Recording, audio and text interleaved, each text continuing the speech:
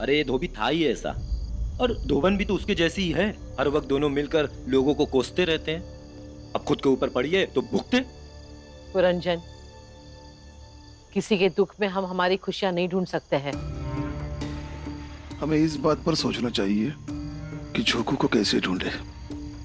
बाबा, police के पास भी तो जा सकते हैं। निजा भाई, भीम और रमा को तुमने घर लौटने के लिए कहा? कह दिया है भीम से सब कुछ, आगे उसका फैसला। फैसला उसे नहीं करना है, फैसला तुम्हें करना है। उसे घर लेकर आना है। अगर नहीं तो अपना सामान उठाओ और निकल जाओ यहां से।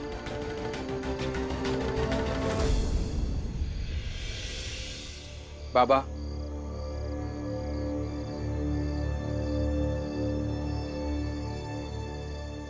मैं और रमा आज ही घर वापस आ जाएंगे।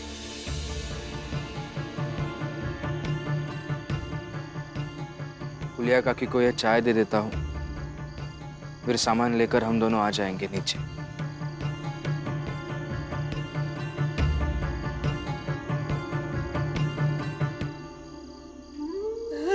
हो जाइए ना, आपकी तबीयत खराब हो जाएगी।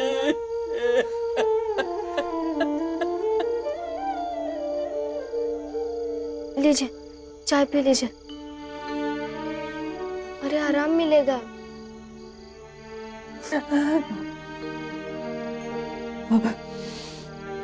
चिंता मत कीजिए काकी, इस वक्त हम सब आपके साथ हैं।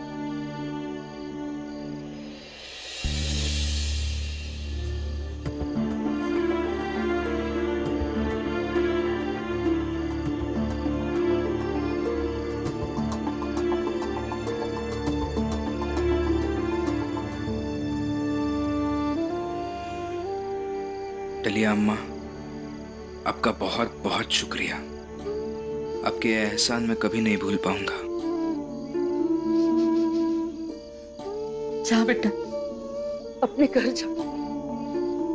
जब कोई प्रिय व्यक्ति अपने घर से जाए ना तो मन दुखी होता है, लेकिन तुम दोनों मेरे घर से जा रहे हो, अपने परिवार के पास। मुझे बहुत खुशी हो रही है। जा बेटा, जा जा।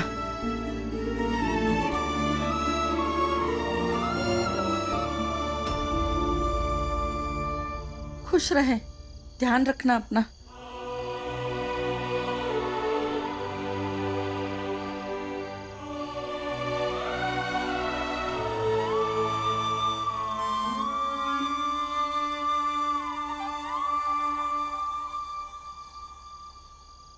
रुको।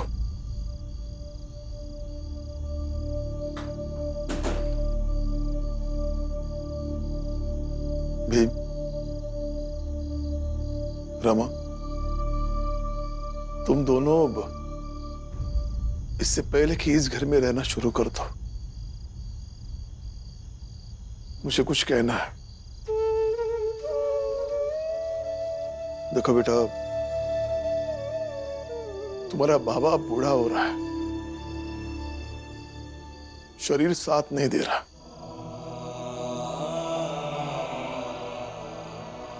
पता नहीं जिंदगी कब तक है,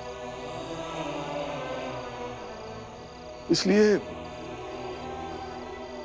इस घर में अगर कुछ ऊंच नीच हो जाए, मुझसे कोई गलती हो जाए तो बहस करो, लेकिन इस घर को छोड़ के मत जाओ।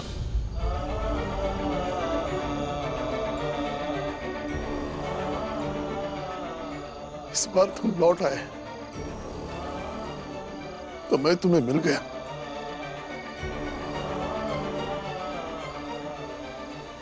क्या पता अगली बार तुम लौट आओ और मैं तुम्हें मिलूं ही नहीं।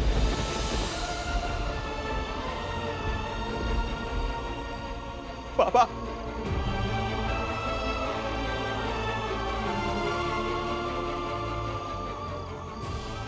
ऐसा मत बोलो बाबा। आपको छोड़ के कभी नहीं रह सकता मैं। और बाबा, आपके बिना तो घर जैसा ही नहीं लगता। तो फिर क्यों गए थे? अब नहीं जाऊंगा।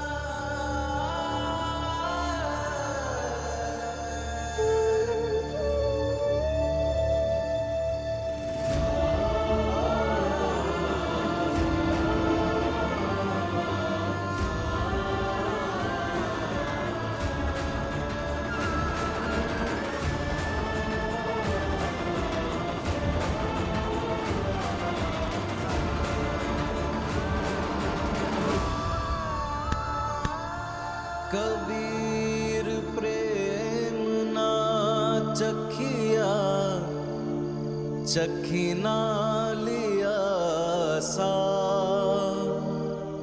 सोने घर का पाहुना, ज्यों आया त्यों जा।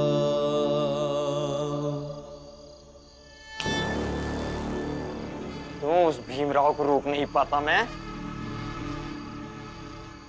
आज तक जीवन में जो चाहा जब चाहा पाया, लेकिन उस भीमराव के सामने मेरी एक मनमानी नहीं चलती। कॉलेज का फॉर्म भर दिया उस भीमराव ने, बैरिस्टर के यहाँ नौकरी करने लगा वो। और काका मैं देखता रह गया, कुछ नहीं कर पाया मैं। अरे करने दो उसे नौकरी है?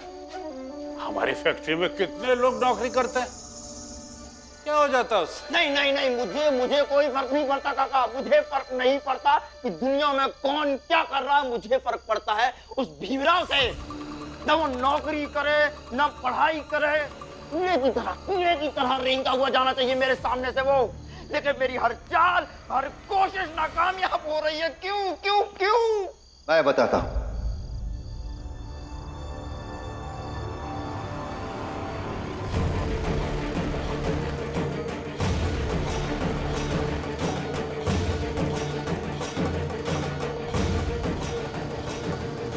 तुम्हारे इस क्यों के उत्तर का संबंध तुम्हारी नीयत से है। जितनी ऊर्जा तुम उसे रोकने के लिए खर्च करते हो ना, उतनी ही ऊर्जा अगर तुम अपने आप को बनाने के लिए खर्च करोगे तो तुम्हारा प्रयास अवश्य सफल होगा।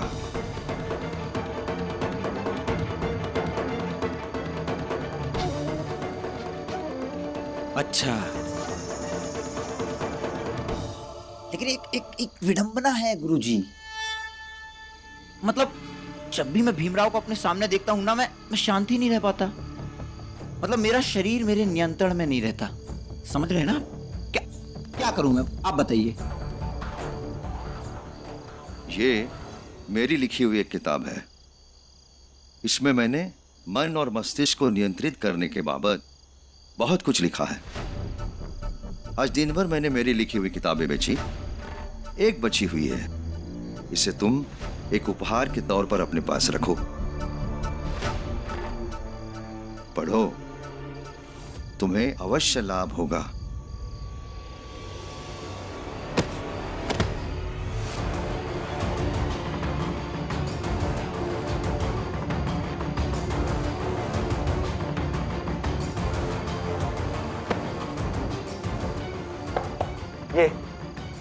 ये किताब मुझे जीना सिखाएगी। ये किताब मुझे जीना सिखाएगी, मुझे जीना सिखाएगी। तेरी ये किताब बेवकूफ समझ के रखा है मुझे। मौका मिला नहीं कि अपने उस शिष्य भीमराव की तारीफों के पुल बांधने लगा तू। अपनी किताब और अपना ज्ञान अपने झोले में रख, समझा?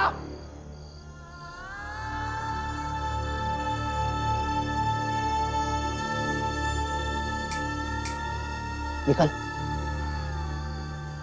निकल।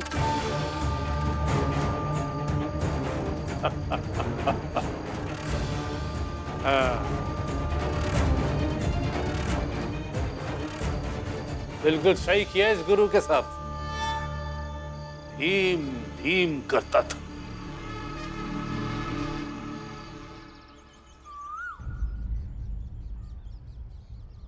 काकी, चाय पी लीजिए।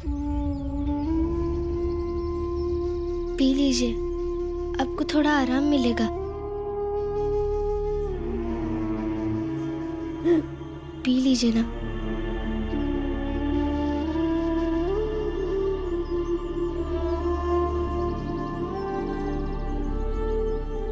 चाय पी लीजिए ना।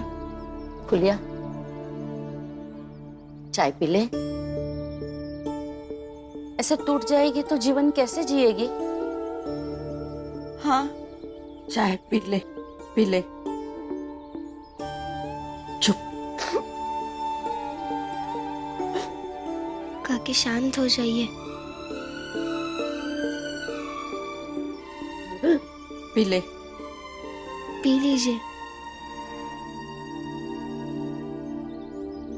फुलिया काकी का कितना प्यार है अपने पति के ऊपर, लेकिन जोखू काका ने उनके प्यार की कदर ही नहीं की।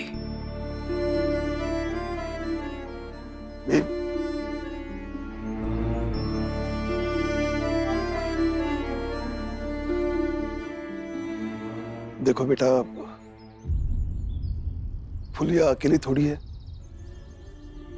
हर मोहल्ले में ऐसी कई औरतें हैं जिनका पति उन्हें छोड़कर चला जाता है, और फिर औरत अपनी पूरी जिंदगी लोगों के ताने सुनते सुनते गुजार देती है, जैसे दलिया अम्मा गुजार रही है। लेकिन पति के भाग जाने में इन औरतों का क्या कसूर है बाबा? मुझे तो लगता है कि इन औरतों को आगे बढ़ना चाहिए। ऐसी बेबस जिंदगी गुजारने से अच्छा है कि ये नई जिंदगी शुरू करे। कसूर से क्या होता है?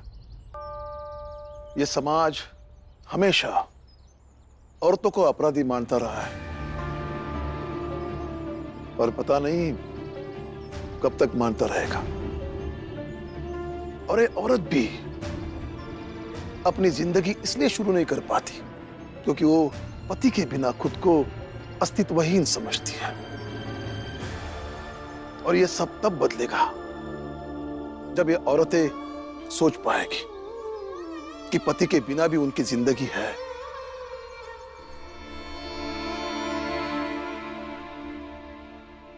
खैर, मैं काम पर जा रहा हूं। कल तुम्हारे ऑफिस का पहला दिन था ना? वहां क्या क्या हुआ मुझे सब बता। चल।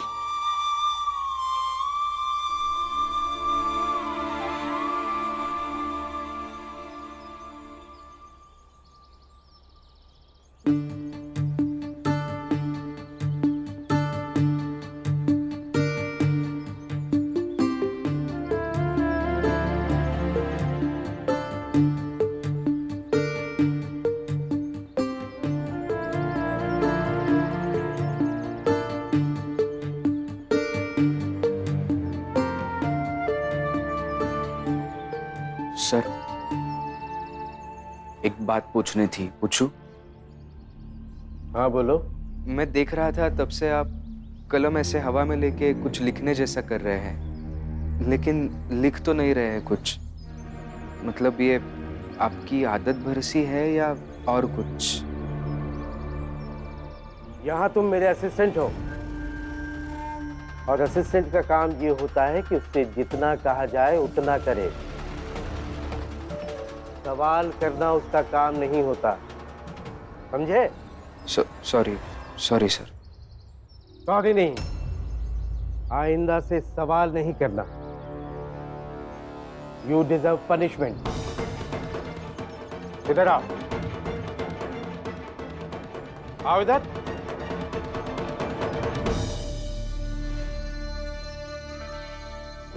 अब अपने दोनों हाथ ऊपर करके खड़े रहो,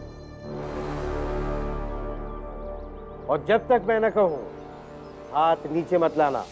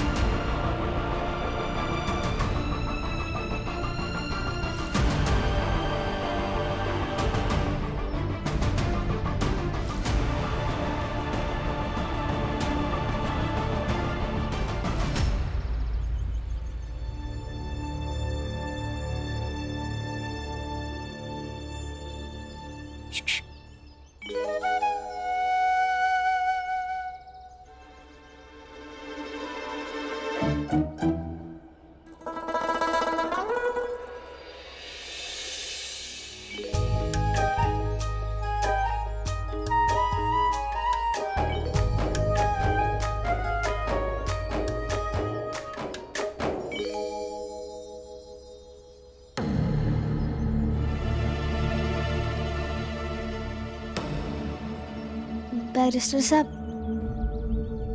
इन्हें छुट्टी दे दीजिए ना, इनके खाने का समय हो गया है।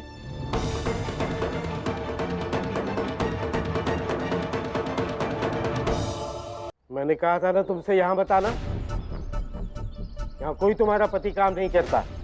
हाँ, आपने कहा था इसलिए अंदर नहीं आई, चौखट के बाहर खड़े रह के ही बोल रही हूँ। आपके सहायक बाहर आ जाएंगे तो मेरे पति बन जाएंगे। सच कहूँ तो आपके सहायक और मेरे पति के बीच में बस ये ऑफिस का चौखट है। दे दीजिए ना छुट्टी, खाना खा के फिर चले आएंगे। ठीक है, जाओ, लेकिन खाकर जल्दी वापस आना। जी सर। हाथ तो नीचे कर लो। जी सर। और सुनो, डर चाहे कैसा भी हो, सवाल पूछना बंद नहीं करना चाहिए, क्योंकि एक बैरिस्टर का सबसे बड़ा हथियार सवाल पूछना होता है। मैंने तुम्हें सजा दी, तुम्हें फिर भी सवाल पूछना चाहिए था। बैरिस्टर बनना है तो इस बात का ख्याल रखना। और हाँ, किसी व्यक्ति की कोई आदत होती है ना, वो महज आदत नहीं होती, उसके पीछे कोई कारण होता है। एक बैरिस्टर को पता होना चाहिए कि जो दिख रहा है उसका कारण क्या है। जी सर। अब जाओ और खाकर जल्दी वापस आओ। ठीक है सर।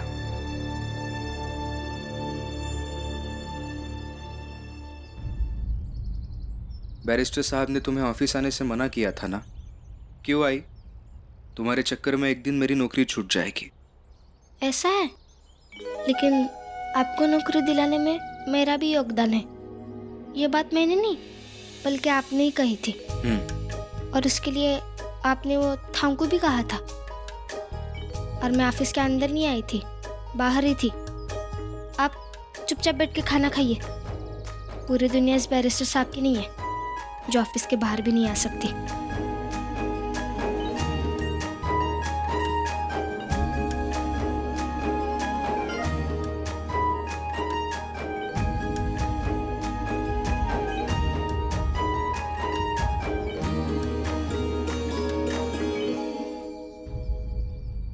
एक बात पूछो?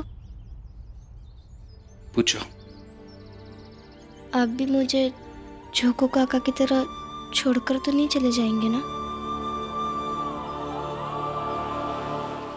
मारो, पकड़ो इसे, मारो। अरे अरे खाना तो खा के जाइए।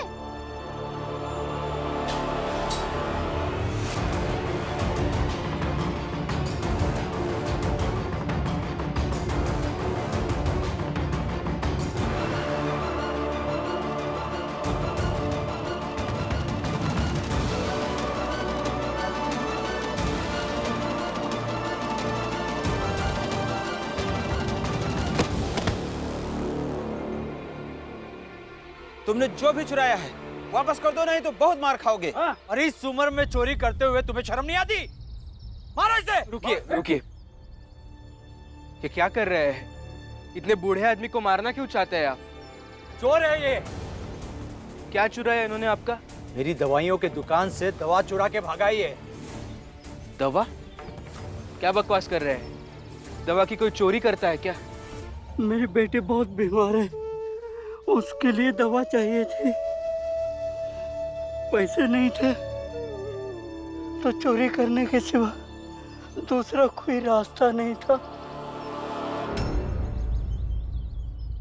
आप सातारा वाले पंडित जी है ना? तुम कौन हो?